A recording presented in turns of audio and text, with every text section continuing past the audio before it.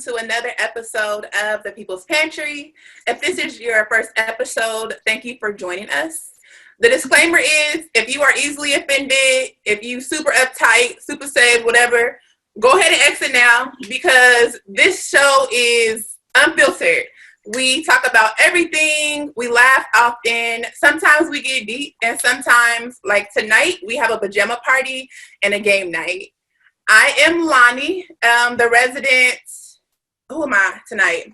I'm the resident ratchet preacher's kid, and I'm super hype about tonight. I adore pajamas, and all of my co-hosts are in pajamas, so they are going to introduce themselves quickly because I want to play our game.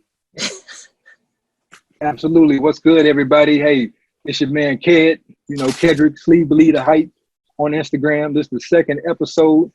We about to get it in. We got a lot going on tonight, man. So, hey, I'm just happy to be here and back for this second episode. We got a lot of love for that first episode, so I'm excited for what's to come. Ashli. My name is Ashli, and I'm excited to be with you guys again tonight, also known as Therapist Bae, and I'm excited to provide you with some horoscopes for my Virgos and my Aries tonight, and possibly some coping skills that can go along with some of their horoscopes as well. That's Chris. What is happening, everybody? You already know who it is. It is your boy, your guy, your one and only, Esto Chico, Spicy Bumpy, Chris. So happy to be back for a second episode. Happy to be here with all of my amazing friends here. I am the calling every authority here on this channel. Just ready to have a good night tonight.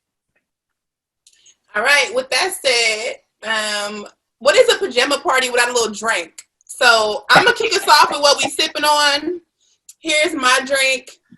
Now I'm out here fronting right now because this looks like it's liquor, but it's not.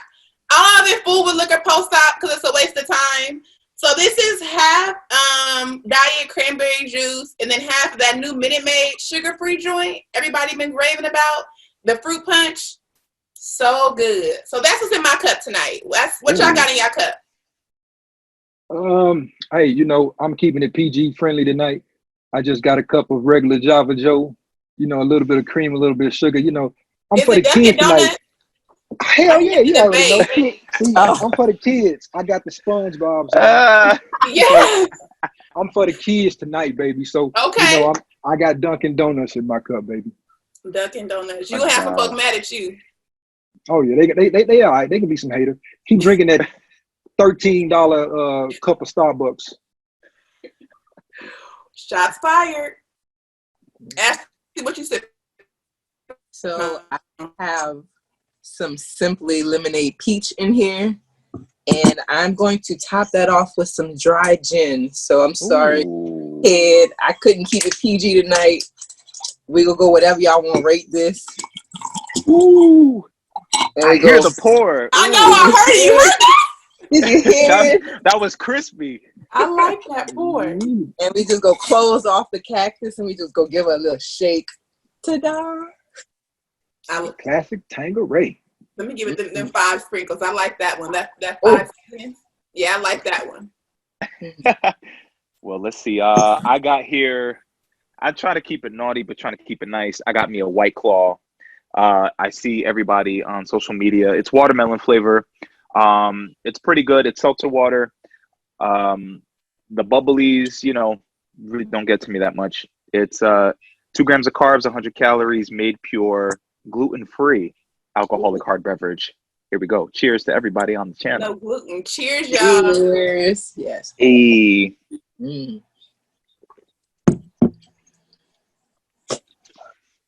All right, guys. So I'm going to kick it off. So to the next segment. So we're going to talk about relationships post-op. These don't only have to be personal. These could be public relationships, work relationships. How has everyone's interactions been since we've lost all the weight? I'll kick it off with Loni. Go ahead, Loni. Personal relationships. Right on me, huh? I feel like, I forgot I wasn't prepared. I don't know. Look at Ashli. Ashli, you so messy. Let me take a sip too. No, I mean, I don't me feels like everything is the same. Like a part of me feels like, I think a safe part or a safe place in my mind is just to be like, oh, well, they treated me normal before and they still treat me that way now. But I think when I really stop and like think about it, I feel like I was assuming people was treating me normal and they probably actually weren't. Like, for instance, walking through the grocery store, I feel like people willingly acknowledge me now in the grocery store, whereas I feel like 180 pounds ago, in my mind they were, because I was worried about them, but in reality, I don't think that they actually were. So I think that the way that I'm perceived, because honestly, people that are big are perceived as like lazy or, you know, sloppy or nasty, right? And so I think that people might have had that perception of me, and I just blocked that out to make it like I assume the best in people. My personal relationships, my brother is a personal trainer and he and I are super duper close. And that was just a part that we just didn't even talk about because you're not training me, sir, first of all. And then second, like, I'm not going to the gym. I'm not flipping a tire or like doing that rope situation. I wasn't doing any of those things and it just wasn't of interest. And so he and I have always talked about everything and been super transparent and open in our relationship, except that part, which is major to him. And so I feel like now, I don't know, like I feel like I'm kind of getting to know my best friend over again because there's a level of like, we now can talk about more stuff that we didn't before, right? Like I feel interested in like water, mass, and muscles, right? Like I feel more interested. Dating is different. I feel like I was pulling way more men a long time ago. Like I feel like men were like, they wanted it, and not even on like no weird freaky I want to feed you, it's a fetish thing. I think that I lived in the South, right? I lived in South Louisiana for a long time. Men prefer big women, right? Like they prefer women with meat on their bones, big, you know, thick hips, unhealthy sometimes, right? Like I feel like now, hips. Yeah, childbearing hips, right? Because that's what they mama got and they grandmama got. Big old, like, rest your head on my bosoms and all that. I don't have any of those things. See, I don't have none of that no more. I'm out here looking like an 11-year-old boy by the chest. And men is just like, sis. Oh, no.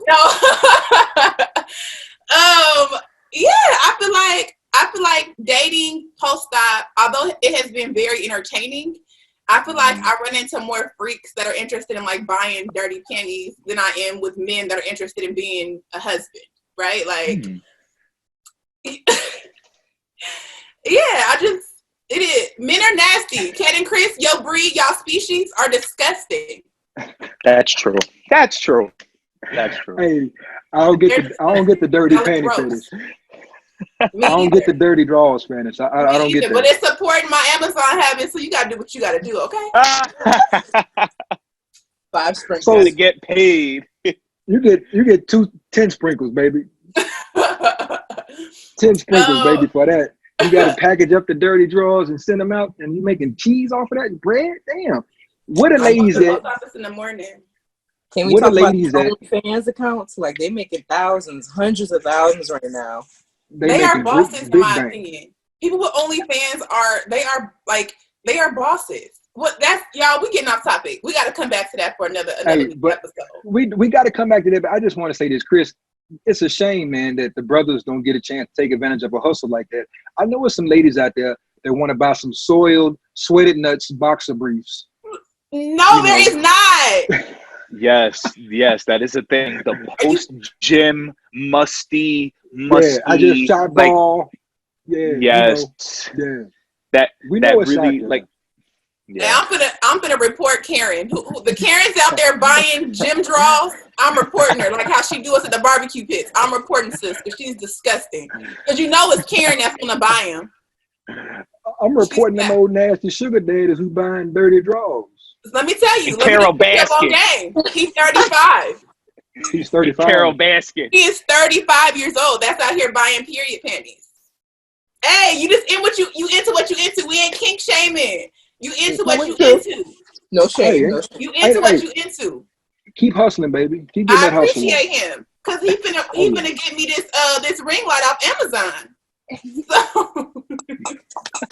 All that for a ring light. Oh, you gotta do what you gotta do for a ring light. Okay, y'all. So I feel like my post-op, since I've lost weight, I feel like my relationships have increased. I feel like it's me and my friends have more to talk about.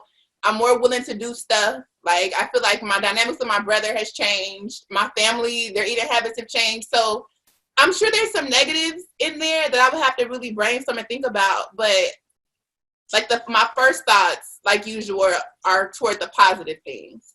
What about you, Ashley? So I'm married. So the attention has kind of been like, I've always been a nice person. So I just expect people to like return that nice reaction. But now the reaction is extended, and the reaction comes with, where you going? You got a man, you need a friend. So before it wasn't so much like the tries wasn't as often, but now at the gas station and the grocery store, I'm like prepared. It's like a battle. Like, how many people can I ignore so I can get to these avocados that I really want, you know? So that's been interesting. Being married and learning what your partner likes sexually at like a smaller size has been interesting. What I find like sexy or what he finds sexy now, like in lingerie, our foreplay has been like a whole new learning process. And sometimes that's been up and down because, you know, we've been together for 10 years. So you grow with a person and things change. So it's been almost kind of like dating someone brand new all over again. And sometimes that's fun. And sometimes like, what the hell is happening here? So it's kind of been like almost dating a new person. So it's been a lot of fun. Like it. That's what's up.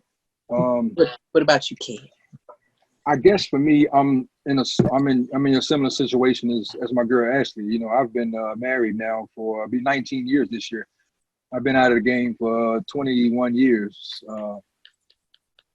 But my wife has seen me at my heaviest, my worst. You know, so you know, things were different. You know, like you mentioned, sex and everything. Just being candid, you know, it's totally different now with the whole person out of the mix. You know, we was having a threesome without having a threesome. I was 461 pounds, so I added the extra person. So we was having a threesome without us having a threesome. So to get that bastard out of the room, I got all to myself now. You know, I got Leroy's fat ass off my back, and now it's just me and her. So it's even better. And you know, everything is good in that aspect. But now, as far as me, like when I go out and stuff like that, I have never gotten like that attention. You know, like some girls, like the big girls, they get love anyway. The bigger guys, not so much. We just consider to be in the friend zone. You know, we the fat guy that the girls can come talk to, stuff like that. So now I have gotten some attention out, you know, but I don't really know how to receive it. And I'm on the defensive all the time. And I'm like, you know, what the fuck you looking at? And it could be somebody looking at me in a grocery store, and my wife had to tell me, I don't think she's looking at you in that way. I think she's looking at you in another way that you ain't catching the flavor. But see, the wife sees shit before we see it. You know, I'm telling you that now, Chris. I'm warning you, bro. They gonna see all that. All the daggers that's coming for you, they've already, the spidey he got senses. sisters and a mom. He know women know. He already know. The spidey senses that already kicked in, and they've already peeped game on that shit. And they'd be like, you know, who is this bitch? I'm like, how the fuck do I know? Right. Because she's staying just a little too hard. She's staying like she know you. Like she gotta get slapped. That's what about to happen. She gotta get slapped. She's gonna get slapped. But you know what? It's all good. It's different. I can say that it's different for me because I've never been considered one of those guys before. You know, I've just been the cute fat guy. You know, and I've accepted. You know, I have accepted that, and you know, it's kind of hard for me myself because it's like we were out at Target the other day, and we were walking in front of the building. You know how they have glass in front of the building, but it's usually dark and tinted out where you can see your reflection. I think for the very first time, I saw myself as everyone else sees me now, as opposed to me seeing myself as I have been for the past 30 years. And that, to me, I had to stop. And, you know, my wife has always told me, you've always been a conceited bastard, you know, but being a bigger person, it makes you take more pride in yourself. It should anyway, because you're already trying to detract from the fact that you're big. So I've always dressed nice. I've always smelled good, and I've always kept myself groomed. So she saw me looking, and she's like, damn, everybody know you done dropped this weight. You know, nobody give a shit about that. But it was really me looking at myself, and I was like, damn, no wonder people are, saying, that's are in awe. And it's not bragging. It's just the fact that, we see ourselves differently than other people see ourselves. So for the most part, man, I can just say, Chris, that it's a journey. I'm sure there's some negative in there somewhere, but we good timing and vibing and sipping tonight. So I just want to keep it on the up and up and hit them with all the sprinkles and all that good stuff, man. So that's, where I am currently. Well, maybe this is just like an East Coast thing, but, I find it like when you're heavier, or when people see you struggle just in general, they're just a little bit more prone to like feel sorry for you.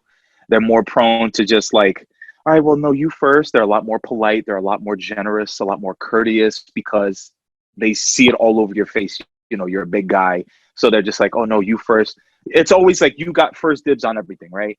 So now I've noticed those interactions, whenever I went out to eat or to the movies or just any place fun and recreational. When I was heavier, a lot of people felt just, sorry. They just felt like, oh, well, you're in this type of situation. You're in this body. I'm gonna let you get away with a free card this time. But like, I feel like now post-op, and I see it too. Whenever I go to the grocery store, I see myself in the mirror, and it's not like I'm looking for it, but when I walk past a mirror or when I see my reflection in the window, I'm just like, oh shit, okay. Like I like the way this fold doesn't like bounce so much or sway, but like I like how everything's tucked and slim and stuff like that. So it's not just me like feeling myself, it's just like all the stuff that I wanted to be normal in the first place is now come true. But now I just feel like East Coast people, look, I don't want to bash East Coast people, but me born and raised on the East Coast, Jersey, New York, whatever, people's is just, they got no filter in their mouth. You know what I'm saying? They just say whatever they want. So I feel like people are a lot more shallow, a lot more judgmental. And people are real quick to like, put you on pause, if you're feeling yourself too much, or if you think they know you look good, they're real quick to just give you kind of like the cold shoulder, like a dirty look or raise your eyebrow or whatever. So I just feel like for the most part, not all the time, for the most part, people have just been a little bit more, there's like a competition, like an unwritten competition, like feel the tension, like I'm just trying to live. I'm not trying to be better than you. You know what I'm saying? Like, I don't know. I think, so I feel like with that, Chris, I don't know, a part of me feels like I've always felt like skinny people were in competition with each other, right? Like I think about social media. And so I think that they see you now as this really attractive looking person, not knowing your past. And so they're automatically like, oh yeah, I'm in competition with him because he looks right. And so it's almost like, you vibe, like you made it because now the skinny people are looking at you as their competition too. Like, I don't know, you made it. You made it now. The no filter New Yorkers is out here looking at you like competition. You've arrived, brother. It's like horoscope. Yeah, like it's like kind of like you gained, access to this like restricted club, this like VIP club, and the people just looking at you like, what is this guy doing here? He was never cool. He was never thin enough. You know what I'm saying? Yeah. Although people aren't ignorant enough to say it, you feel it, and my mind just races a mile a minute because I'm not stupid. I have a good handle on people, so that's what it is. Yeah, I've experienced that too. Like I remember we were taking a road trip one time, and I was like the last person out of the house for whatever reason, but everybody got in the back seat still. And I'm like, any other time, it's the first one to the car. Oh, y'all letting a big girl get in the front seat because she's gonna be more comfortable there. Like, you know what I'm saying? Like, so I do definitely see what you're saying, just like those little slides. Like, oh, like I definitely get that. I for sure get it. That brought back so many memories of hanging out with my frat brothers or relatives. I knew I didn't have to rush to the car because I already knew they was going to give me the front seat because they knew I wasn't going to be able to fit in the back. And then, too, nobody wanted me to sit back there with them because I was going to take up all the damn room. So it's like a gift and a curse. Yeah, but you know what? I took a lift. Me and my wife went out one night and we took a lift. And man, a Prius pulled up and I was like, what the fuck? But I got in the back seat, y'all. I had plenty of room. That's a non-scale victory. Yes. Yeah, I could get in and out. So that was cool, you know. So I mean, I feel like now, you know, I've arrived. You know, that's kind of how you feel. It's not, and it's like Chris said, it's not a bragging thing, but I mean, hell, it's long overdue, and we deserve it. You know, we deserve to be happy for once, and I think that we should enjoy the fruits, as they say. No doubt. I agree. Absolutely.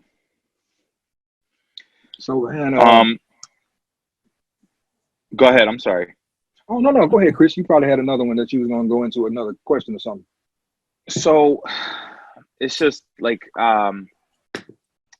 relationships, like you definitely feel it. And when it comes to like work relationships, I think I might have said this previously. You know, people look at you different. Even like the workspace, as tiny as it is different. It's completely changed. One of my bosses previously said, nobody wants to hire somebody that doesn't look good. And I'm just like, what do you mean? Like, how does somebody say that to like a professional? You know what I'm saying? But he's absolutely right. So my previous boss had gotten the same procedure I did, but it just didn't really completely work out in his best interest. So it was kind of like where he wanted to be, I was kind of like the model of the person losing weight after this. So I guess he was living vicariously through me and my lifestyle. And all the goals and milestones that I was hitting, I felt like he wanted to achieve, but really never could. So because we were, we were friends, we were coworkers. He was just like, yeah, nobody wants to give a job to somebody who's fat, who's ugly. They want to give it to somebody who looks good. And I was just like, what? So I just want to know how many of your work relationships have changed, how many people have approached you differently, because I'm just like, I feel like a lot more employment opportunity is in more of my favor than it was when I was heavier. So what do you guys think about that? Lonnie?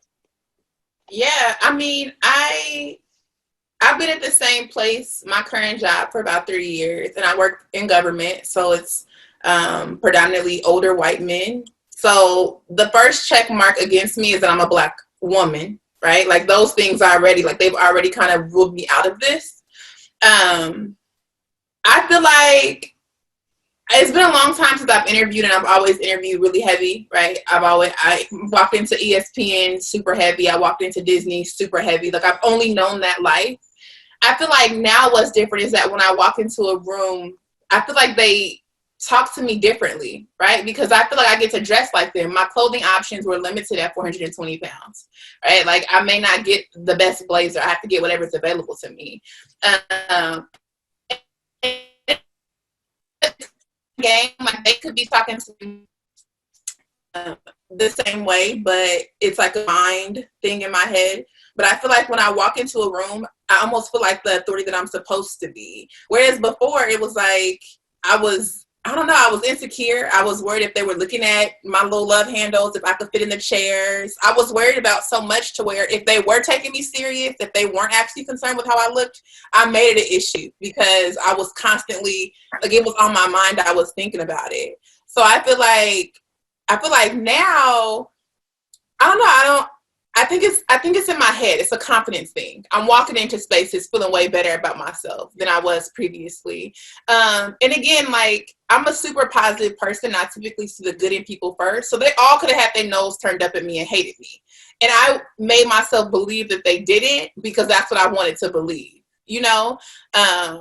So, I mean, I could have got passed up for jobs, which I'm sure that I did, for being overweight. But I always blended on being a woman or being Black. Because I feel like those are the top two, and then being fat is third. So I already got to get through these other two barriers before I even get to being overweight. Yeah, I don't know. I think, yeah, I don't know. Interesting. That's interesting. Yeah. Well, I'm definitely proud for you for overcoming those things because you had so many things stacked up against you. And you're still there and you're killing it, right? Right. Thank you. Mm-hmm. Sorry, that's Apple. He leaned back on that one with the 5 sprinkles. Yeah, man. Back. Yeah. You know, looking back on it, and I really didn't think about it at the time. You know, I knew I was qualified. Like before I got into the industry that I'm in now, I've been in the film and television industry for the last 4 years. Before I got into that industry, I was in management. And I can remember applying for several positions before I transitioned careers altogether. And I remember not getting those jobs. I remember going to the final interview and not getting those jobs. And it really didn't resonate to me why I didn't get those jobs until now. And Chris, you just said it, man. You said nobody wants to hire anybody ugly. Nobody wants to hire anybody that's fat because they feel like you're going to be a liability. And then being in management, they probably felt like nobody was going to respect me either. And I'm just realizing, you know, now that I probably, you know, missed a lot of opportunities because I was morbidly obese. And then another thing too, with the liability issue, they probably figured I was going to be, you know, wasn't going to be around long, going to take sick days because, you know, I'm got underlying conditions. And it's a lot of stuff that comes into play. So what a lot of people don't realize is that being overweight, one, you put yourself out there for health-wise, a lot of risks. Then you put your livelihood in jeopardy as well. You definitely put that in jeopardy. So, I mean, I think all of that comes into play, and that's a great point, Chris. And, man, you know, I feel like now, if I go back and apply for them same jobs, I probably could get it because I knew I was qualified. Some of them I was overqualified for, you know, and it's just, I don't know. I'm assuming that's, and I'm probably right on that's probably 95% of the reason why I didn't get those jobs, you know.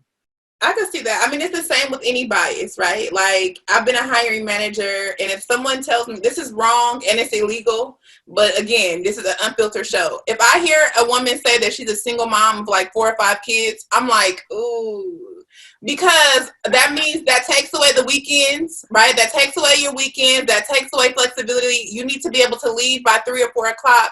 And so if I have a candidate that's maybe 21 fresh out of college with none of those liabilities, I'm more prone to train this person simply because I know your availability, right? And so that's horrible. That's horrible. That's a horrible thing to even think and to say, but I acknowledge it and I own it. Like, that's how biases work, right? Like, you got employers that's like, nah, the fat person is a liability. They eat too much. They tired. They probably got sleep apnea. Like, you can't go up the stairs. Like, you know what I'm saying? Like, all of that stuff. It's just like any other bias. I get it. Yeah, absolutely. It's unfortunate. It happens, and that's where we are in 2020. And of course, right now, everybody's in quarantine, so it really don't matter no way because most people are at home working in their pajamas, and nobody sees them anyway. Right. So that's and I guess crazy. too, like, and I'm really gonna leave this alone after that because now my bulls are turning. The thing is, I've always worked my hardest. Like, I'm talking, my back could be broke and I'm gonna pick up a box to carry the box just so that you can never say I didn't pull my weight.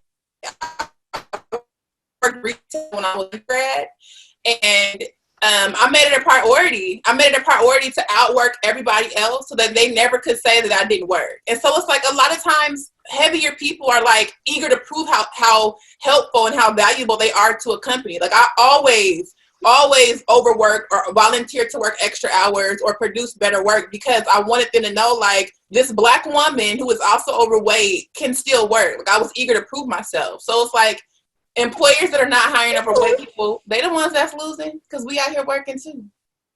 Listen, Lonnie, I think you hit on a really good point. I'll never forget one year I went on an interview and it was me and 2 other people.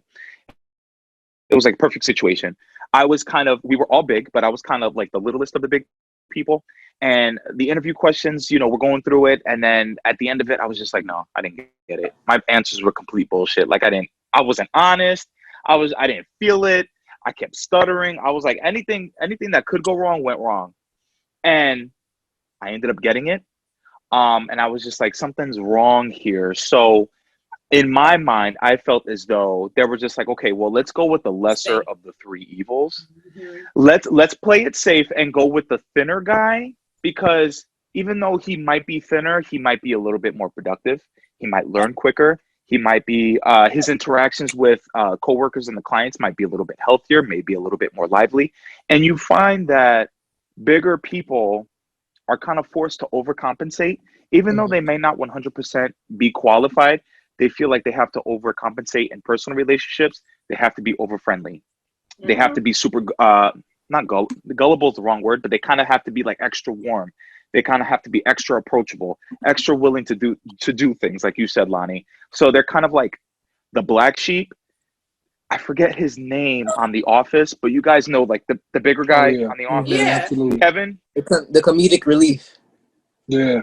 The comedic relief. He's kind of like, he lightens the load a little bit. So I kind of felt like a Kevin in most of the jobs that I was applying for. So, you know, that even though it's like a funny series, I feel myself in Kevin a little bit. So I don't know. The idea that you even can find a TV character that has that same experience, like, did they make him fat and make him the Kevin because he was fat? Like, is that how that whole thing shaped up? You know what I'm saying? Like that, that whole idea, like they know what they're doing. Fat people are literally the black and brown people of like humans, right? Like we are the ones that we gotta work extra hard. We gotta figure out how to make it work. I feel like a white person could not say that. A white person could not say that fat people were the black and brown people of humans, but y'all get what I'm saying. Oh, absolutely. We understand. Absolutely. Well, hey man, that was a great segue to go into game night. What's Pajama Jam without a game night, baby? It's Battle of the Sexes, and we're gonna put a twist on it. You know, it's the WLS relationship edition of this game, and we got a series of questions. We're gonna do a round robin. We're gonna ask these questions. We're gonna answer them, unfiltered, unadulterated. So don't be surprised at what you hear. And we're going to go right into it, man, with the very first question of the night. And we're just kind of swinging around the room. And, we got a few questions to go through. So let's check it out. So the first question is, can you still be friends with the opposite sex if you're in a relationship? I'm going to pass the torch on that one. Come back. Who are you passing it to? Who it's going to? Chris, you got it first, baby. Shit. Oh, man. Can you still be friends with the opposite sex if you're in a relationship? I don't think so. Because there's personal relationships that was like innate, like feelings. There was emotional attachments. There was physical attachments. Like whether it's like short term or long term, you really can't. I mean, I could be wrong. I can't really differentiate between, the friendship line and the personal relationship line. Like it gets blurry. And then once you want to be friends, a lot of that past comes through and starts to eat at the back of your neck. And I'm like, you know what? I don't got time for that bullshit. So I'm gonna vote no. Ashli, so wait, are we talking about the opposite sex like in general, or are we talking about like an ex? No, in general. So like, can a woman and man just be platonically friends? Yeah, but like close friends, like the besties, hey, we're gonna go out for a cup of coffee, that type, the work husbands or the work wives. You know how that shit works. Okay. You want me to go? You want me to reevaluate my answer? No, it's their turn, Chris. It's their turn. It's our turn. You're right. Actually, I feel like we on the same wavelength. What you think right now? I feel like we on the same vibe. You say your answer first. I'm over here tweaking. I feel like yes. I feel like if we have this trust and this open communication, you being real with me, you're not out here sneak checking the work wife, and the work wife is the work wife at work, and there's no like, it's really just work wife. Y'all not like work wife with the D too, like y'all, you know what I'm saying? Like if we have that trust, and I believe you, yeah, and it's genuinely platonic, yeah. I think so, yeah. Okay. Absolutely. I agree with you on that one. Actually, I'm gonna agree with you on that one, Lonnie, because me myself, I mean, I've got a lot of guys that I'm really cool with. So really, I'm cool with a bunch of guys that I went to high school with and some of my frat brothers. But mainly, I have a lot of female friends. My wife knows them all. We're all cool, and they call me, from time to time. So like you said, it's got to be a underlying with trust there. So I think especially if you're married, you gotta really break down who this person is. I think they need to meet, they need to talk. I got a really good friend from high school. We've been best friends, never in any type of relationship, romantic, sexual, nothing whatsoever. We've just been cool. We share the same birthday, started out taking biology in 10th grade together and been aces ever since. And, we talk regularly. She even texts me and talks to my wife. That's how close we are. and she's probably the only one that does that, that can do that. But I mean, I just think that if everything is in its right place and you're doing what you're supposed to do, then I think it can be a comfortable situation for both parties. But now, y'all know when you cross that line and when you're into some bullshit. Somebody got to get cut. I'm cutting somebody. Ashley didn't go. What you think, sis? Because you was like shaking for a little second. Like, husband can't have no friends? I don't trust these hoes. Okay. Okay. You right. But if they have proven to me after meeting them a few times that they don't have their own agenda, sure. But I am very much so very, very standoffish, and I need to know what you want. Because usually my husband is a band director, so he's very social. He has to interact with a lot of kids. It's a lot of moms who like to be band parents, and they usually want something more than just the band student, if you know what I'm saying. I'll beat your ass, sis. I will beat your ass. I will cut you. I will cut you, okay? So I'm very like you said, if they meet the criteria, I'm fine with it. But usually females and males don't meet that criteria. Because I have had guy friends that, since I've lost weight, have came out and said, I wish I would have approached you this way, but you are now married. And I want to be like, get the fuck. So, it's kind of like I did have these very genuine friendships. And when they did say, these are the moments where I wish I would have said something to you so we could be together, that's when it's like, now you have voided the safe space that I thought that we created. Mm-hmm. And I got to let you go. I'm going to go. Because I need peace. Listen, wait, I don't mean to cut you off, Ashley, but I feel like a part of that comes with this whole concept of confidence, right? Mm-hmm. So I feel like before, when we were heavier, we were a lot more secluded. We were a lot more isolated, maybe a little bit detached in our thoughts and emotions. And I felt like once the weight came off, there was just a natural urge to be sociable. Not in oh, hey, I think you're cute type of way. It was just like, hey, hi, how are you? You want to go out? Hey, hi, how are you? Yeah, let's go out. Hey, hi. So now that gets misconstrued because obviously we live in a society where everybody's got kind of a fucked up idea of, what a relationship is supposed to be. So where you're kind of where you come from the standpoint of just hey, yeah, we could finally hang out. Yeah, we could be friends. People are just oh, she looks good. Oh, she lost all the weight, maybe I can come back. Or new people just kind of overstep boundaries. And it's just you kind of get hit with all these punches and you don't know. It's just, people are just fucked up sometimes. You saying, Chris, you sticking with yes or no? After hearing your response, Lonnie, I'm going to go with yes. So that's, how many yeses? Okay. That's 3 yeses and 1 no? That's 3 yeses. Ashley, but see, Ashley's no. I feel like Ashley has a yes with contingencies. Yes. Okay. Who would say that? Well, with strings attached. Yeah. Which is fair because, again, don't trust these hoes. For real. All women don't respect the sanctity of a marriage or relationship. So I get it. I agree with that wholeheartedly. No doubt. So that brings us to the next question. Are conversations with exes okay? Want me to go first? I'll start it real simple. No. No. We exes for a reason. Bye, sir. Nope. Chris. I'm gonna go with no. Only because it's bye, ma'am. Bye, miss. I can't.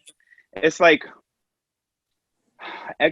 exes have they have a history attached to them of what they used to be, of how you guys used to talk and interact. It's just to be conversations with exes. You can't have a regular conversation without some form of the past coming up. And that just makes it weird. And then, your mind deviates and then their mind deviates. So I'm going to go no. I'm going to vote no. Ash. No. I'll round it out and vote resoundingly no myself. No. Yeah, the no's have it. I mean, they're self-explanatory. Like you said, it's a reason that they're an ex. And what could possibly be the reason that you're talking again? So we'll say no. Right. Now, this one is a good one. Whether you're in a relationship, whether you're married or whether you're just in a regular relationship, just dating somebody, should you give your significant other access to all your social media accounts and passwords to your phone? Who's starting this one, Ked? Who's starting? Ashley? Okay, I see so the look on her face. I always see it two different ways. I feel like you don't have to, but if you give me the inclination that I need that passcode, I've saw something, I heard you say something, your behavior changed, your routine isn't the same, so that means that I need it.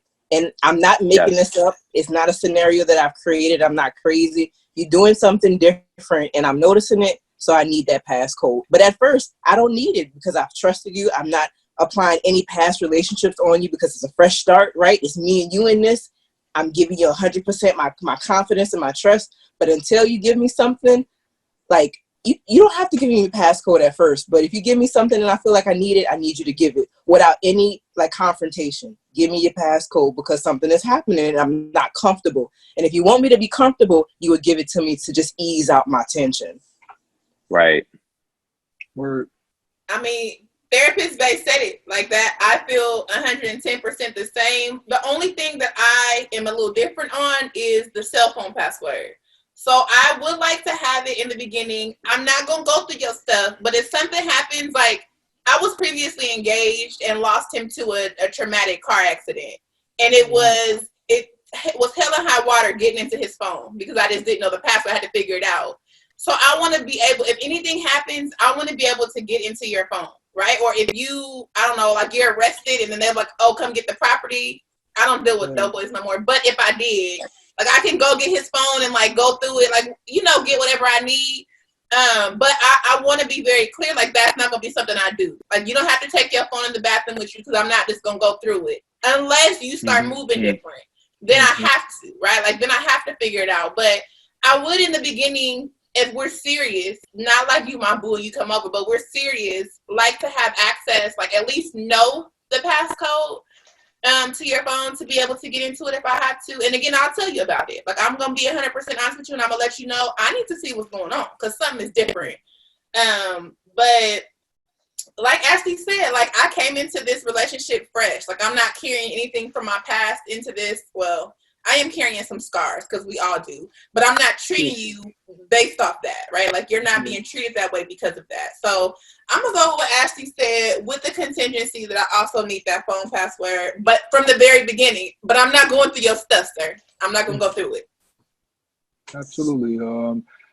I think that it's a necessity, especially in my situation, being married. We got kids. You know, she knows my passwords to my phone. And then, like you said, it's for emergency purposes because nobody knows phone numbers anymore. I mean, I still remember my mother's phone number. I mean, I know my wife's phone number and my kids. For the most part, I can remember.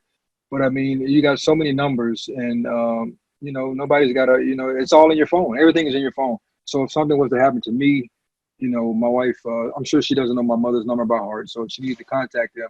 I mean, she's got it in her phone, but other people that need to know, you know, what's going on or something, you might need to access that. Anything.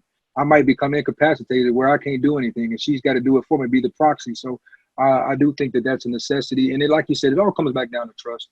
I know the password to her phone, but I don't just pick it up when she go to the bathroom. Let me see who the fuck she talking to now. You know, it's no point in it. I'm a firm believer in that whatever you're doing, that shit gonna come to light anyway. That's just who I am. I feel like at some point it's gonna all come out in the wash. So even on my behalf, if I'm doing that same, you know, stupid shit too, you know, it all come out in the wash. So now I don't have a problem with it. Chris. Chris speaking hard. I can't wait. No, actually, but so I'm engaged. Not a lot of people know this because I don't like to put my personal information out there, but you know, I feel like when it comes down to each other's hustle, because I have my weight loss, you know, my fitness, health, you know, track, and then it's her, you know, she's an esthetician, so she has skincare, she has her own hustle. So we come from different viewpoints, and we understand because there's kind of like a need or support or a network that you become a part of. So, but like Ashley said, you know, unless something goes on where you're just like, okay, I might need that now, comes up, then we're just kind of like, okay, you know, cool. So I'm gonna leave it at that. But I go for Ashli. Ashli had a really good response on that one. She did. Oh, absolutely, definitely. For the sake of, I'm gonna kind of skip down a few questions just for the sake of time and get to the juicy ones. How important is physical chemistry to you? Now, this is gonna be different for us, coming from a different perspective, because we're no longer big people, and a lot of people feel like that big people don't have any options. You know, you gotta be like, you take what you can get. But now, seeing that things are different, I definitely want to know. You know, I mean, I'm married, so I can, not all, I'm off the table with that one. But I would definitely like to hear what Loni has to say about physical chemistry. Oh yeah, Loni, you did. I'm kicking it to you on this one because you my girl, my cousin. Here's my disclaimer: I'm not a good person. I own that. I know that about myself. I am not a good person. With that being said, I did not fuck with fat dudes. And you could look at me. It was like big dudes looked at me because I was big and they thought we went together. No, sir. You are not my type. 200 pounds was my max. I'm going to be very, very transparent with y'all. You had to meet the requirement. You need to be like 6'5", because I'm like 5'8", 5'9". So you got to be tall and you got to be thin. If you are heavy, you got to be even taller. So we just go, the higher your weight go, the higher the height is as well. So yeah, I didn't do big dudes before, and I mean now my type is pretty much the same, like stocky football player type of men. But yeah, I wasn't checking for like no big dudes, nah, ever. You know what, Loni, I'm gonna piggyback off of that, and I can admit to who I was as a person before. I was the same way. I didn't do big girls because, for one, I felt like Loni said, only thing that we can do together, we just gonna head over to the buffet and we can go wreck shop. We can fuck some shit up at the buffet together, but there ain't shit else that we can do together because it's like I got shit to move around. You gonna have shit to move around, so you couldn't be bigger than me. Wait, let me just pause for a second and say I did go through a season where I did mess with this big dude, and contrary to popular belief, 2 fat people can have good sex. I just want to put that in the air. You can have good sex. It look different. It's some more maneuvering and like, you know what I'm saying? Like, it's a lot to it, but it exists. It exists.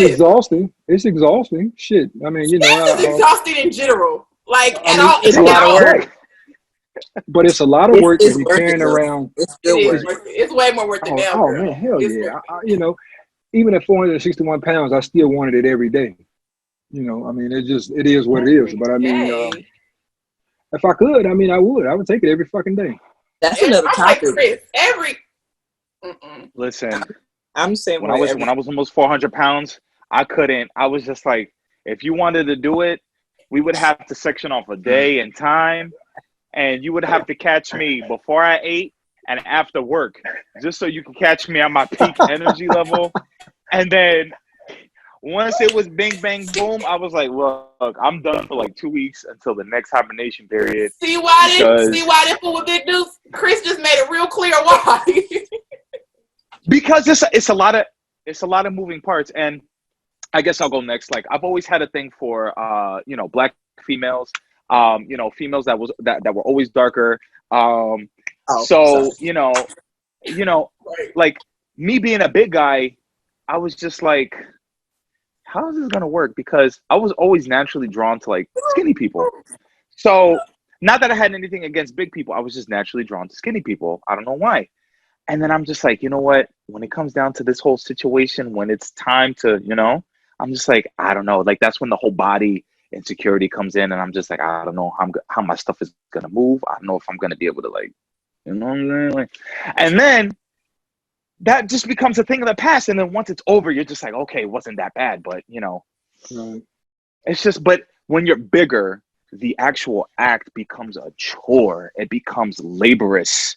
It becomes, and if you're not careful, you could pull a muscle in your leg. You could pull a Charlie horse if you ain't drink enough water. You could pull a muscle in your heart. That's where a couple times where I felt like I wanted to have a heart attack. You know what I'm saying? But it just becomes laborious, and there's just nothing sexy about an almost 400-pound guy sweating over you. It's just like you got all this stuff hanging over you, and it's just like, no, I'm good.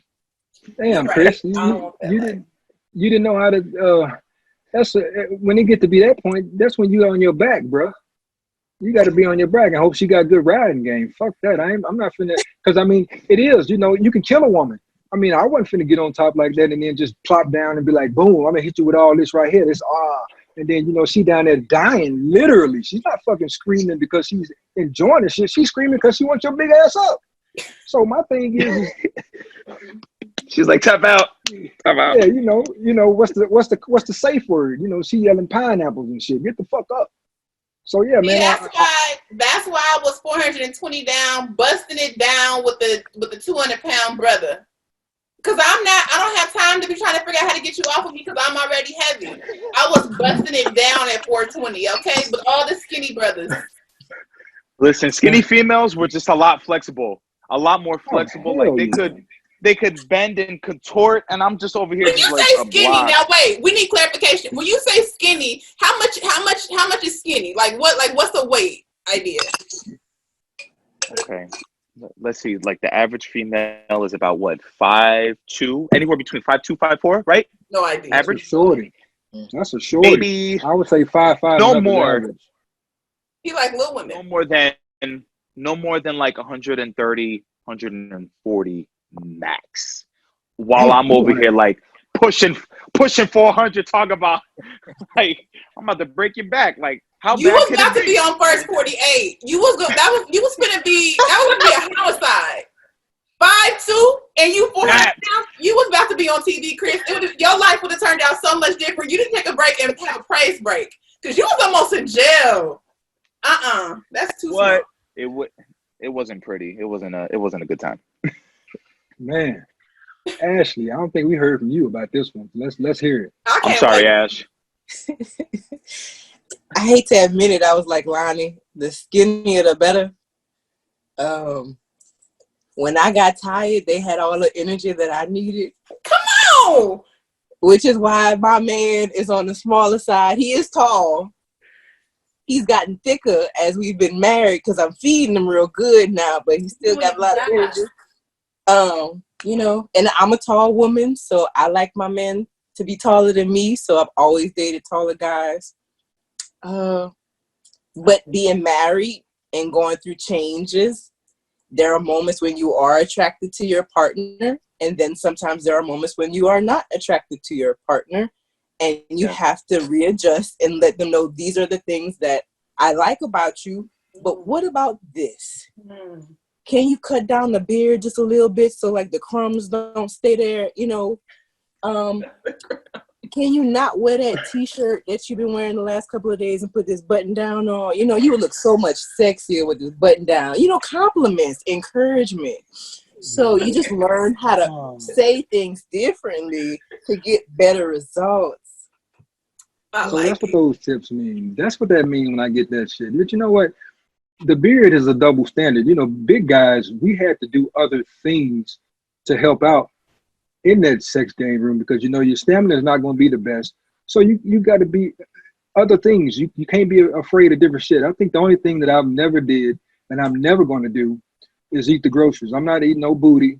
No. Fuck that. That's out. I mean, I feel like that's drawing a line because at any moment you might fart, shit in my face, anything like that. So, and then I just sat here and ate fucking enchiladas with you. So fuck that. Oh, you just don't eat the groceries on that night. It's just not that night that you eat the groceries. It's another night. Tomorrow could be pizza. Don't do it. No, listen, this is what you do. You romance her with a bomb ass chef salad, and then you bathe her.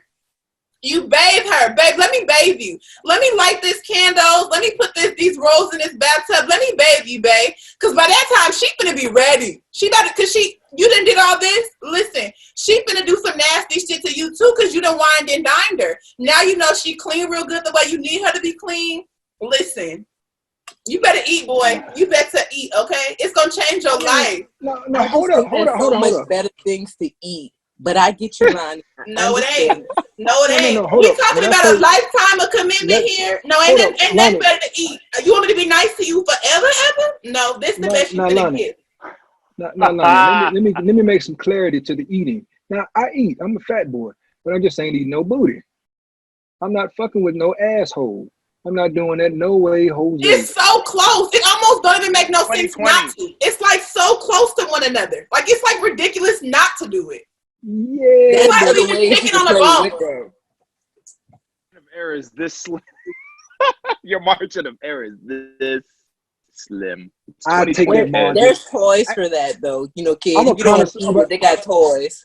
I'm a connoisseur of the of eating the regular way, so I know where that fine line is. I know about how far to go down before I get to that. Yeah, hell no, I'm not doing Just that. take it all the way. She gonna wake up a new type of in love with you. It's gonna be a whole nother. I bet the fuck she will.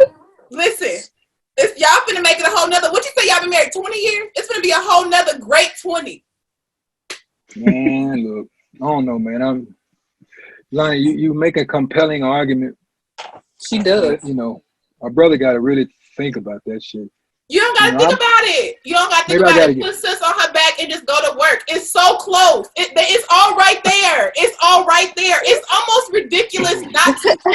Like, what are you doing? You finna get up without doing it? You need to go back to work. Okay, can I bail you out? Can I bail you out real quick? Can I bail you out? Please. Just think about it. Just think about it. Right, that's all I'm gonna say. Just think about it. All right, I'm gonna go. No pressure, bro. No pressure. Take a sip of you. I had to exhale on that one. I'll think about it. Okay, think about it. Now this one here. Take a couple of yoga breaths. Yeah, man. Let me go back and drink. So, do you care to know about your partner's sexual past, number of sexual partners? How important is that to you, Chris? Do I care? I'm gonna just leave it as a simple answer. No, I don't really care. Right. If I'm in the spotlight, like I'm just like the middle, I don't care. All that stuff is in the past because then things get tangled and emotions get tangled. It's just like no. So I don't care. Personally, I don't care. I'm surprised. Lonnie. Ked, no, I need to hear Ked. Let's go. Let's stick with the sexes. Go ahead, Ked. You know what? Back in the day, when I was much younger, I probably cared about something like that. You know, and I guess for a man, I guess that was probably like a pride thing. You know, and then I couldn't judge nobody because I mean, you know, I knew whatever I've been doing.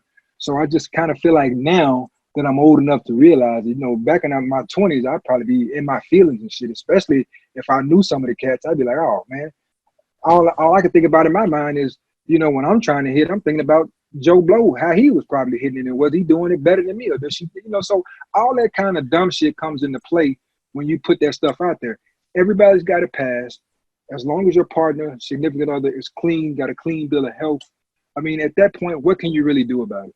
You know what I'm saying? So you save yourself a whole lot of heartache and pain if you just don't ask them dumbass questions that you really don't want to know the answer to.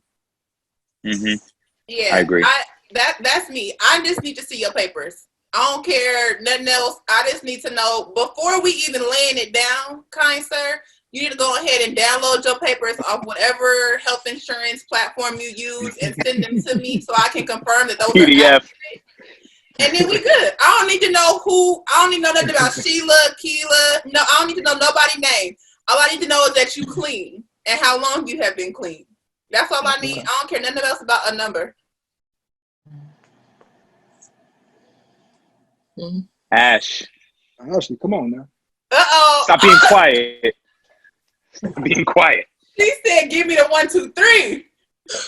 So I have been that female that has wanted to know numbers specifically because I needed to know what I was getting into, but because I needed to know if our numbers matched. Because I needed to know if we both were some players on the cool and if I was about to waste my time. So it was almost on some like, if both of our numbers are high, is this just a fling, like a fuck? Are we about to be serious? So I did want to know the numbers at one point. But now the numbers, like Ked said, causes jealousy because I'm thinking you was sucking and doing all this other stuff with somebody else that wasn't me. So at one point I was a person that I needed to know those numbers, but now it just causes hurt. Like if that's the thing that if I wasn't married, like, nah, I don't need to know that. So, but younger Ashli needs to know every single one, where she live at, you still in contact with her, which number is she saved under, so I can block her and delete her on all social media. You know, girl, that just made me tired. I just got tired listening to your rundown. Listen, oh, I was jealous. Jealousy ruled my heart. Okay, yeah. I don't care. I was something else. That number better stay the same as long as me and you are in this number thing together. That's all I care about. Amen. But you know what, kid? Like, it's like you said, like, who was there before you, prior to me, that was throwing it down better than I was? You know what I'm saying? So it becomes like a pride thing, and it's like, okay, well, if so and so prior was a 9.5, and I don't want to come in as like a 6 or a 7. How do I beat that? Like, I felt like the person before, you kind of have like expectations to me. And I feel like with guys, it's a lot more like an ego thing. It's an ego thing and it's a pride thing, because at the end of the day, you want to walk away from the situation like, yeah, I did that shit because that's what it is right there. And you don't want to walk away talking about, yeah, it's all right. Like, who wants to just go get gas knowing that it was just a 5 or a 6? So, you gotta, you want to make sure that your game is, obviously you want to be safe, but you want to make sure that your game is up to par. And that definitely is unleashed with weight loss, board round. That's why when you said no, I was surprised, because most men would say yes. Like, it's like a pride or ego thing. Like, it's like I want to know who was here before me. But I think for me, I can only speak for me. And that's like, the D could be whack, but I have feelings for you and I'm in love with you, and that can completely change everything, right? Like, that can completely change the way that I'm even experiencing sex with you, because I'm in love with you. And so it's like, it's not just the D, like, this is passion. I'm feeling something with you. Our bodies are connected. Our souls are like in this moment together. So it's like, the last dude could have been a 9. And he could have been really packing and like flipping me over the ceiling, eating the groceries like y'all ain't doing. Like, he could have been doing all of those things, but then me and you got together and you didn't do any of that, but you completely are off the scale. You know what I'm saying? Like, the number is off the scale because of our connection, right? Because I'm in love and I'm with you, and I know that when you're inside of me, that means something to you, right? Like, I think it's different. You know what, Lonnie? It's funny that you said that, because that's what I'm just sitting here thinking. As far as guys go, it is an ego thing. And you have to learn to put everything in a perspective, because women love guys for different reasons, no matter who they are. There's not going to ever be the same reason. You might be sitting up here, you with the girl now, but you sitting up here worried because, guys, you want to measure up. And I mean that in the pun intended, that's one of the things that you probably worried about, whether you measured up. But she could have been with Big Dick Monster, but she ain't with Big Dick Monster no more, because Big Dick Monster was a hoe probably, and he probably wasn't putting it down like he thought it was, and she just wasn't feeling it. There was no love there. It probably was a sex thing there. So you get your feelings hurt. You all up in your feelings thinking about, well, damn, why she leave this dude for me? But women love men for various reasons. Accept the reason why she's loving you, and just move the fuck on. Let that shit go, man. I promise you're going to save yourself a whole lot of time and a lot of headaches. Otherwise, your relationships are going to be turmoil from the start, because there's not going to be any trust, and you're going to be sitting here comparing yourself to other dudes who ain't even in the picture no more. I agree. Okay, let's see. So, what would you define as cheating? We're gonna do one more question after this. We'll go, what would you define as cheating? Ashli, I think I want to kick this to you, because you have been quite vocal, and I'm seeing another side that I didn't think was there with you, but I'm learning. Hey, we learn each other. I love it. So, of course, there's physical cheating where you have sex, but as someone so intimate, there's a emotional cheating, which to me is far more worse, because this is you sharing your secrets, your passions, your fears. And if you've gotten comfortable enough to share those things, I feel like that it's going to be so soon where the physical is just going to come around. Because once you have me emotionally, you already have all of me. So that emotional cheating for me is by far the worst. Because not only are you cheating with another partner, you're sharing my secrets now, are the secrets of another partner. So that other person outside of our circle now knows more than she or he should ever know. So that emotional cheating to me is worse, because if it's just physical, you just gotta, excuse my French, you just bust a nut and you went back home. And I can kind of excuse busting a nut, but if there's emotional intimacy there, then I've pretty much lost you. So emotional is far much worse than me than the physical. That's just how I view it. Wow. I agree 149%. I don't want to experience either of those things because I think there's a breach in trust with both of them, but I am far more likely to be able to work through a physical affair than an emotional affair, because I am super intimate and passionate, and emotions mean a lot to me. So if I know that you have now penetrated someone else emotionally, you're gone. It's done. It's a wrap. And now also, I don't know how do I learn to trust you again to bear those parts of my soul to you. I don't believe that I could work through an emotional affair. You in like a sexual affair, it might take a minute. Every now and then I might get mad and punch you in the stomach or something, as I'm trying to sort through it. But I probably can move past the sex, but that emotional, nah, it's a wrap. We got to go our separate ways, buddy. Good stuff. Chris, what you got, bro? What Ashley said. She summed it up all perfectly. So exactly what Ashley said. I mean, Ked. I feel the exact same way, man. The difference though between the women and men, and I noticed this is kind of different, I guess, because the lady said they could kind of excuse the physical, but hell no to the emotional. Guys, we forever fucking crush, be it emotional or physical. It's almost like, oh, fuck you, bitch. You don't want to have nothing to do with them and shit anymore. And you could have been just and cheated on her.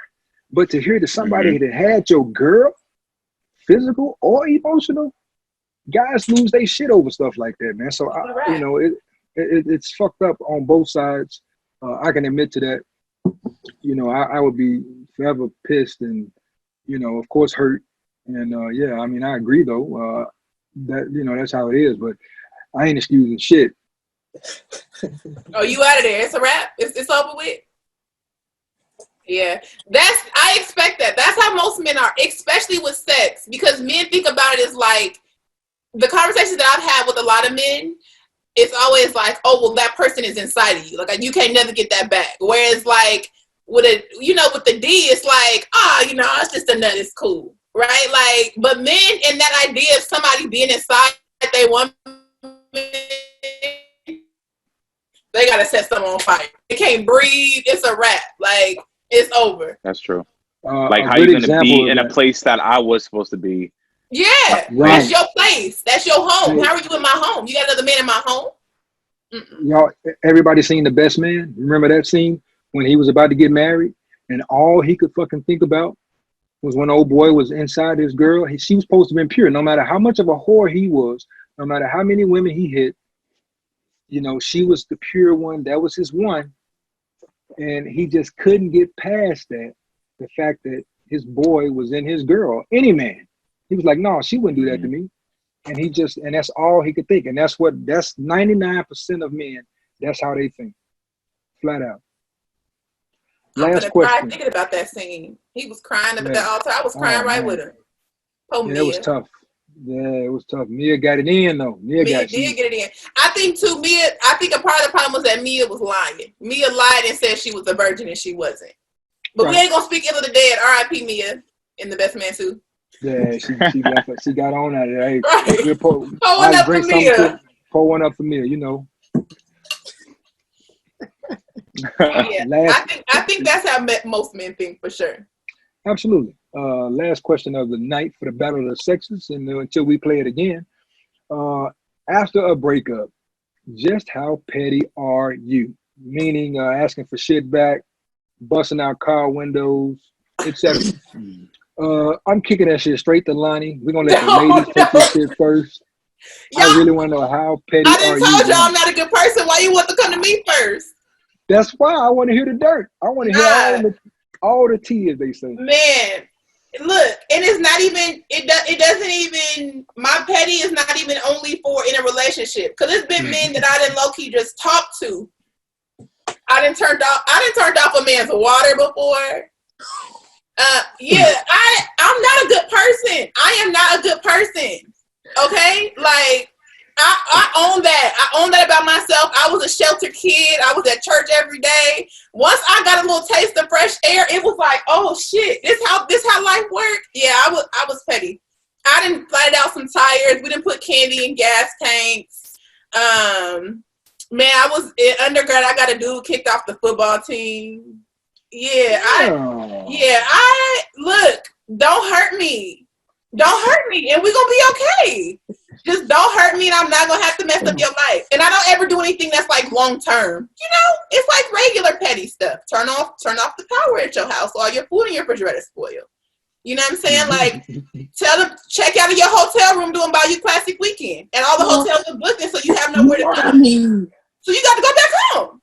I'll sleep in your car, or sleep in the car. Damn. So that was in the past. I'm more mature now. I told y'all last episode I turned 30 last year. I'm mature now. So I feel like my petty is like better now. The Wrath of Lonnie. Maybe. Ashli. I have ended an apartment lease and moved back home and put his stuff in a bag and left it. Outside the door. Wow. So when he got back, the lease was over with. He just didn't know. Mm-hmm. And his stuff was outside the door. Where's my He shit? loaded up nicely. Oh, it was in trash bags. Damn. My brothers. The Wrath of Lonnie and Ashli. Fuck. Oh, I remember one time I cut all the tongues out of some Jordans. That's blasphemous. And I put it back in the shoebox, and so when he came in his house, all of the tongues was on the counter, but the shoes was in the boxes. The J's? That's illegal. But that one there, I might send him this episode. I'm gonna have to look him up and send him this episode. Yeah, he was wrong. He was wrong. Yeah. All the tongues was nice and neat on the counter, like cards. Like you could shuffle them like cards. They were sitting there like cards, and then his shoes was in the closet in the shoebox. Wow. Ain't nothing worse than a woman scorn. Nothing. Don't do it. Just be good to women. Just be good to us. I just tell us the truth. Just be honest. It's so Chris, simple. how do we top this, Chris? Let me hear this, bro. Let me hear you. All right. How petty you are, man. All right. How petty am I? I have a way with words. You know, if I gather all my words correctly and I think about what I'm going to say, they come out very strongly. I tend to convey a really strong message with my words. But back in the day when I was a lot younger and, you know, immature and didn't really know much about life, I would go for your mode of transportation, i.e. your car. So I don't even know if I should say this shit right now because I don't want to be. Who gives a shit? Fuck it. I would cut the brake lines, loosen the bolts on the rims and the tires. Damn. I would maybe pop the mirrors off your car. I would key your car. I would kind of break off a key, even if it didn't fit either in your trunk or your driver's side or your passenger side. I would put sugar in your tank. I would, you know, I wouldn't be the one to bust your tires, but I put like a nail maybe in front of your tire or your back tire or your front tire. But that was, you know, Chris, you when I was from another. Listen, but that scenario happened just once. Cut the brake line. You was really gonna be a felon. For real. Maybe we don't know. So, Well, I'm glad that But didn't look, turn out the that way. was 10 plus years ago. That was 10 plus years ago. I'm a lot, I learned, I know how people, are. I've grown up. I'm mature now. So I would never, ever, ever, ever do such a thing. But it was just back when I was young, dumb, stupid, didn't have nothing else to do. Didn't really give a shit about going to jail or authority or whatever like that. But, now Man, I would where just be are like, the brake lines even at in a car? Like, do you Google that? I wouldn't even know how to get to the brake tag, the Oh, lines. hey, you know what? I probably shouldn't tell you or Ashley this shit, but it's very easy to find. It's not hard. You don't even have to. It requires no effort whatsoever. I don't want nothing that's gonna go to Absolutely. jail or I'm gonna lose my job. I want to still be able to shop. I'm not doing the brake lines. I'm gonna leave that to Chris, old little baby Chris, not the new Chris, old Chris. I'm gonna stick to I don't know, something else petty. I'm gonna stick to sneakers. I'm not doing nothing because I'm mature now. Kid, what about you? listen, new Chris won't touch your car, but go ahead. New Chris ain't gonna touch your car. I think probably the worst I've ever done. When I was much younger, I thought I was in love and shit. Being fat dude, you get a girl and shit, you be like, oh man, I'm straight. So I think she cheated or whatever, and I put Skittles in her gas tank. But Skittles in the gas tank is worse than sugar because you can fuck the motor up for real. Sugar in the tank, you can drop the motor, clean that shit out. But once them Skittles, they dissolve and they kind of go through the motor and it flushes through, gets up into the fuel injection and shit. Yeah, you fucked. That's good to know. See? That is good just in case. Skittles, baby. Skittles. And that used to be one of my favorite candy. So a fat dude to par with his candy, she must have really fucked some shit up. Whatever happened to her car? Like, did you get closure? Like, did her car mess up? Oh, her car was fucked up. Yeah, she had to get it was a beater anyway. So, it wasn't like it was, a brand new car. It was a beater. Yeah, it was, a hoopty, a hoorah, whatever you want to call it. It wasn't shit. It was young, man, teenager. Very so stupid. People's Pantry is not responsible for any vehicles that get damaged during this time. You are your own individual person, and if you do something, you are liable at your own risk. That's right. And I think the only other thing petty I ever done was, told the homies, how she was in the sack and how much of a freak she was as far as why do men do that? Why do with y'all her do mouthpiece. Why y'all Stupid do and that? young. Like my granddaddy used to say, young, dumb, and full of cum, just ignorant. Just foolish. Just ignorant. I mean, I wouldn't do no shit like that now. Of course, I'm older, much wiser, got much sense. I try to tell my boys, don't do shit. Watch how you treat women, because it could come back on you in a major way. Of course, they gotta live. Yeah, you might get your brake lines cut, any kind of thing, So I love it. We gotta play this again. Oh, definitely, no doubt, man. They're bringing into the battle of the sexes. Good segue to Ashley to take it away. Yes, so this is called Signs of Lovemaking, where I'm going to talk about each of you guys' horoscopes. So good thing is that we have two Virgos and Aries. So I'm going to start off with Loni. I'm just going to start off with Virgos in general. So you guys are ruled by the planet Mercury, and Mercury is the messenger god, which means that you guys are amazing at being adaptable with change. I don't know if you guys feel that way right now with quarantine, but it does show that you guys are very, very good with adapting to change. And I'm going to read some notes for you guys too, okay? So the strengths, it says that you guys have, that you're dedicated, analytical, that you guys are workaholics. Do you agree with any of this? Yes. And it says that honesty is the best policy. Yes. Okay. And another thing is that it says you guys can easily spot flaws and imperfections. Would you agree? Absolutely. Oh, hell yeah. Absolutely. So one thing that was very surprising, it says that you guys are actually the most sexual in the zodiac sign, but you are very discreet about your sexuality. That's not surprising to me either. Kid, you don't eat the groceries. Put your fingertips down. You don't get to own that one. Don't take that away from him. Don't take that, kid. Don't take that. I can be a freak and not eat the groceries. Fuck that. I ain't doing that. I don't understand how that works. Baby, my uncle used to say this a long time ago, and I'm gonna leave it at this. He used to say he was the lick 'em low lover. He said, as long as he got a face, the ladies got a place to sit, baby. I like it. I like that saying. Hey, We may have to make that a show. I'm gonna do that show. So it says a weakness that you guys have is that you are abnormally critical on yourself and others. And something that you dislike, and I know for sure for Loni and Ked, is that you hate rude behavior. Rude behavior will get you out of character because you care about others. And if someone that you care about is hurt, you will check the out of somebody, right? So No doubt. specifically for you, Loni, as a female Virgo, you empathize and sympathize with a lot of people. And sometimes you'll get lost in others' emotions because you don't have room for yourself, right? And for Ked, oh, go ahead, Loni. No, I'm just agreeing with you, girl. I'm gonna cry. No, do that. Don't cry. Don't cry. And Loni, you have a difficulty relaxing because sometimes relaxing feels like you're wasting your time when you could be doing something much more productive. Yes. Girl, who wrote this? Girl, I'm going to send you the links. Girl. Ashley. That stressed She me wrote out. Like, how do they become so accurate with so many different people? It's Me. Look at Ked. Look My at Ked. turn.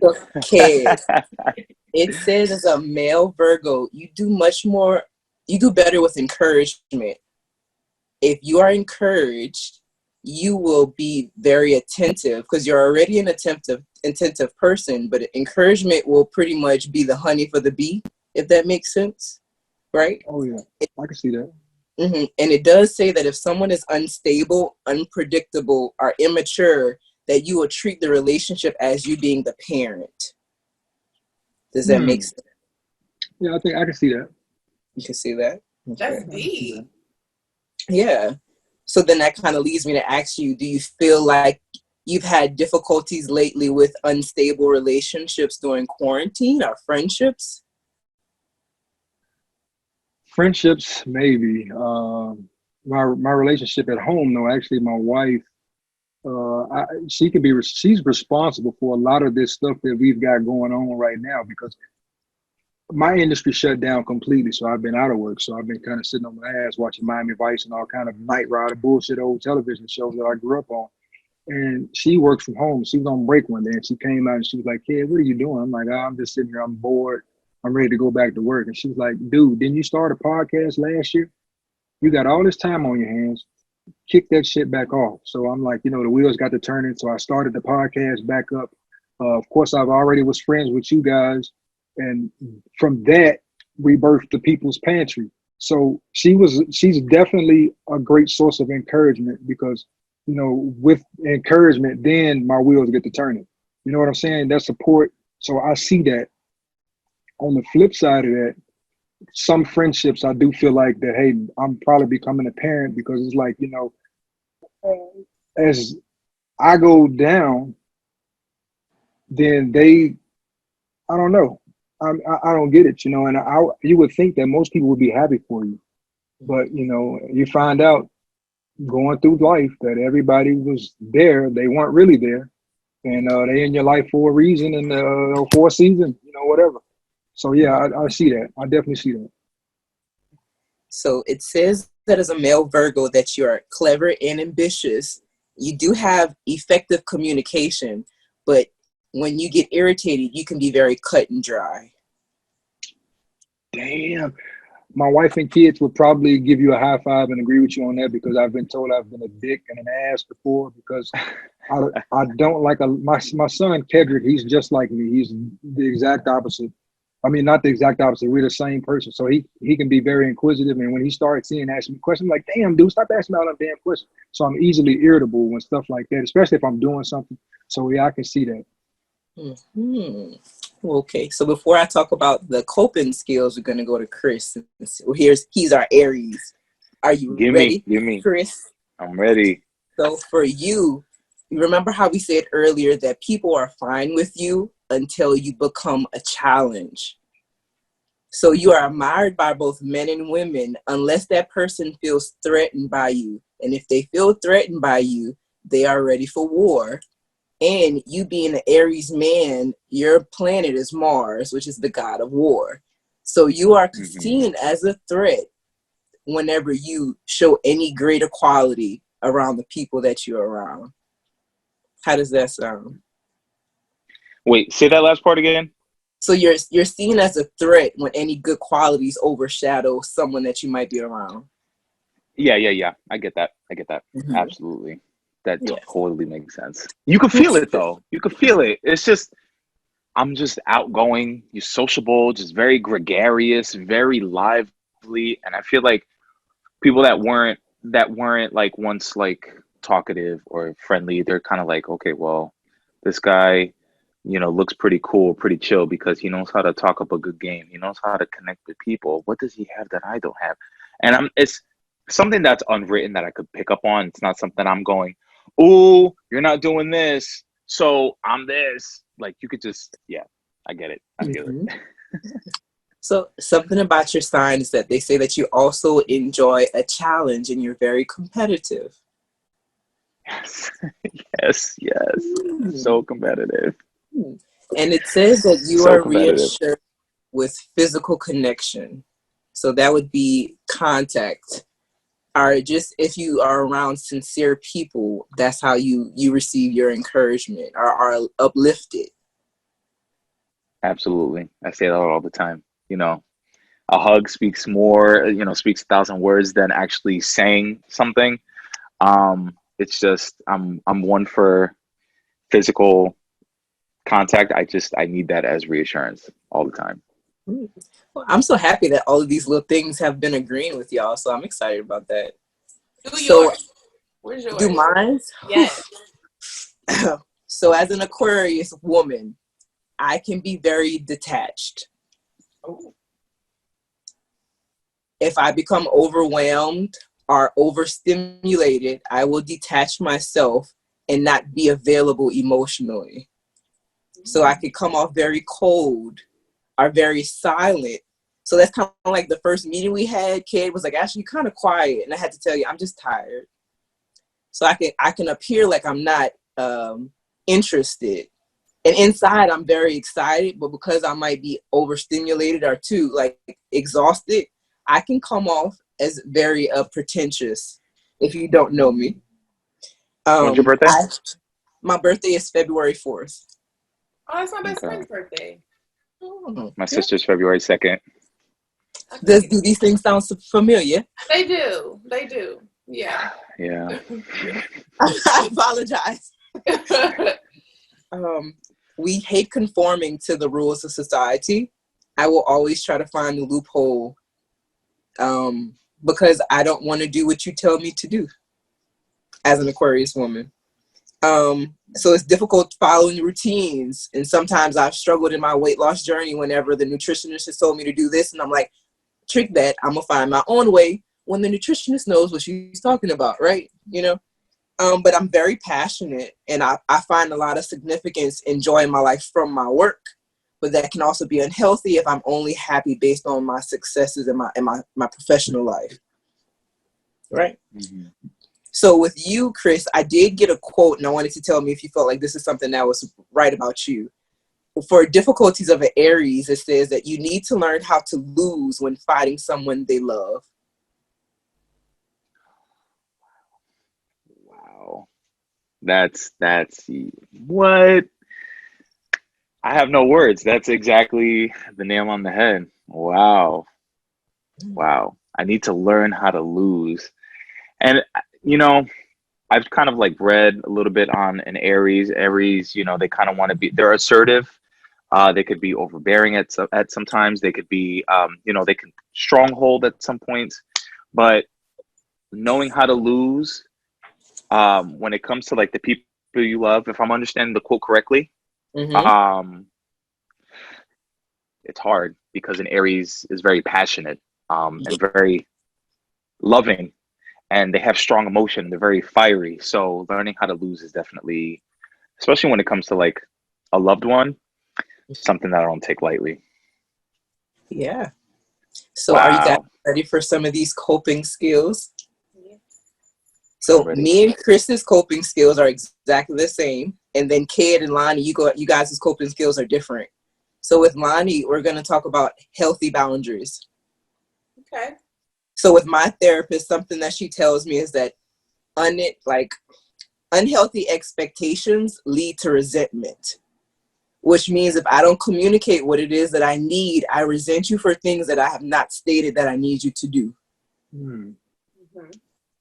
So that can be applied for anybody. So unhealthy expectations lead to resentment, anger, and sometimes burnout, because we can have unhealthy boundaries: professional, sexual, emotional, mentally, spiritually. These are all boundaries that we have to put in place. And to have a healthy boundary, you have to have healthy consequences to let a motherfucker know that you're serious. Hello. Right? Hey. Okay. So Loni, a healthy boundary is sharing only what you are comfortable with sharing. A healthy boundary is letting someone know that these are my off limits. And if you talk about these off limits, then my consequence is that I will not allow you to have access to me because you have stepped outside of my healthy boundary. I love it. So that's been like my thing. I used to suck with boundaries. So my thing this year has been like setting healthy boundaries. I literally just stopped talking to a man that I thought I was going to be with because he couldn't respect my boundaries. And that's brand new to me. This idea of like setting my boundaries and like sticking to that, because I've always been like, oh, we can figure it out if I like this about you. But yeah, that's like my focus this year is really being really clear. And because I am so empathetic, right? So I got to set my boundaries to take care of myself. So, girl, where did this come from? Therapist Bae. Therapist baby on, okay? Yeah, I love it. So the last thing on healthy boundaries is that you can have very rigid boundaries. You can have very porous boundaries, meaning that you overshare or you give too much. Or there's a healthy boundary, which is a safe middle. So like you said, you're learning what those healthy boundaries are. And remember, healthy boundaries include financial, personal, professional. So I just hope that you can continue this year working on those healthy boundaries. I'm trying. I just got confirmation just now. So yes. Ked, are you ready, Ked? So because you can be very cut and dry, we're going to talk about communication styles. All right. So with communication styles, we can be very passive, we can be very aggressive, or we can be very assertive.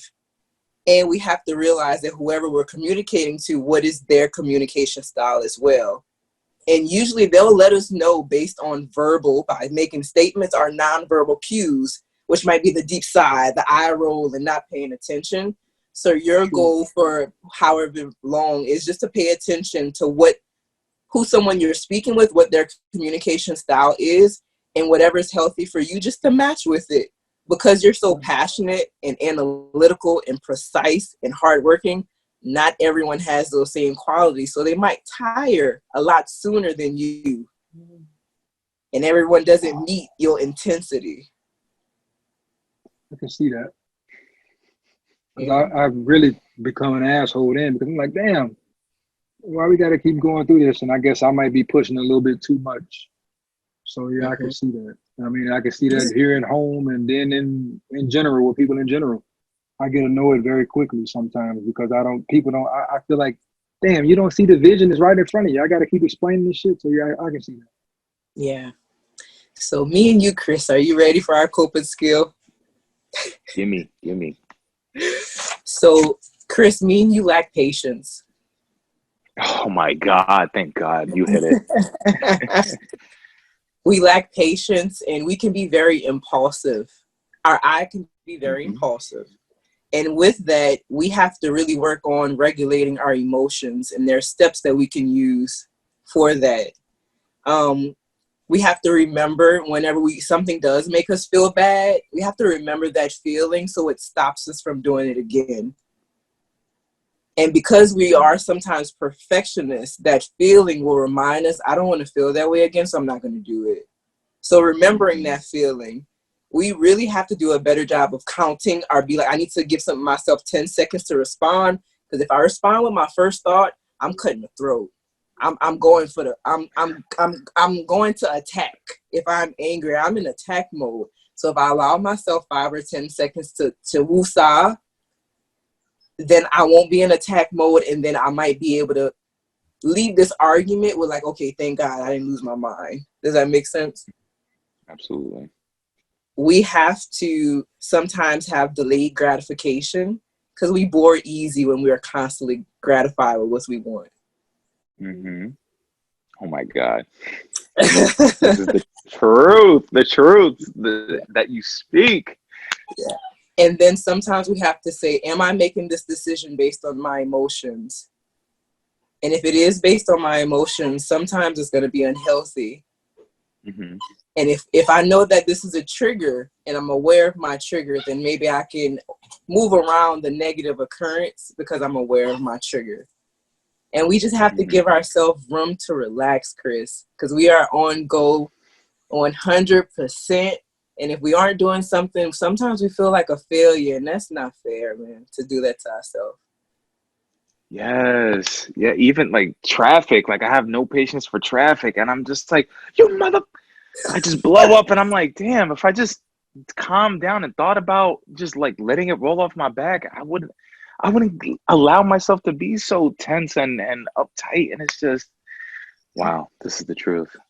Yeah, so that's our emotional regulation. Something that we do as a clinician, we'll look at a stoplight, and the green light is the things that make me feel good. The yellow light is my warning, and if I'm in a red light, it means that I need to stop. So that's for us. You know what, Ashley? You're giving me a lot of advice and encouragement for a future clinician. I mean, listen, I work in behavioral health now, but you just opened up a whole nother idea and bag of topics that, you know, I wasn't aware of or thought I was, I had no clue about, that I could actually use in my career too. So I just want to say thank you. You're welcome. So this is Signs of Love Making and Horoscopes and Coping Skills with Therapist Bae.